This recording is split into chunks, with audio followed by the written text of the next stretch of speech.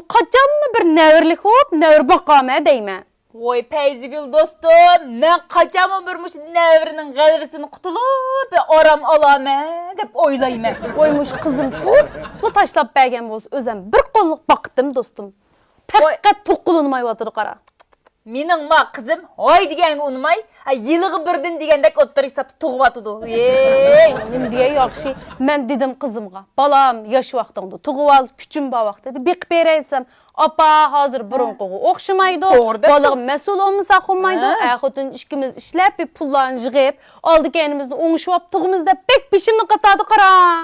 Oy men ma kızımga dedim qara Peyzigül. Oy burunqı zaman qaldı unda jıq tuğuduğan, oylaş, kiyinini oylaş, iqtisatını oylaş desem, apa balı degen jıq boğanğa yetmeydi, tuğulup qalsın, beqilip qaldı dep, tuğuy bir batı. Oy beqilip qalmaydı ke, yeni şu mağı taşlap bersem, apsını oçgül bakıdı ke emes bu balı ne? Mağı taşlap bergen bolsun, meyli tuğun oçgül dostum.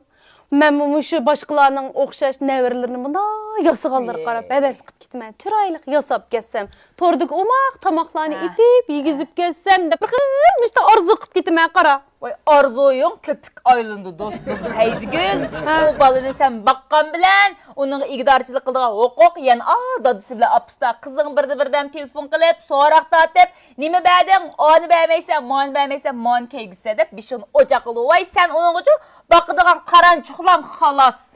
Mən oylap gitmən noçulu dostum qara.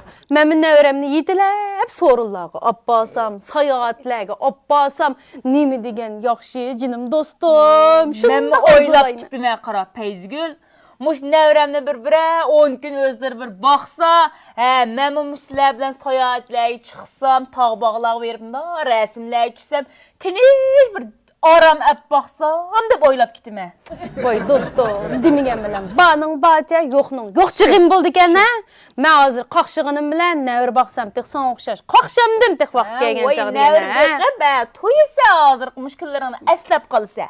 Lekin, mən hazır yerip çarçap ketdim degen bilen. Şu. Oy ertesi gün, nəvr yox, otlağan bolsam. Sana oxşaş, qaçan bir nəvlik bulamə, qaçan bir bakamə, dəb oğuytumə. Şu adaş, onu deyimiz, bunu deyimiz. Hemmişnin vaxt saati, aldı gençilik başında mı dostum?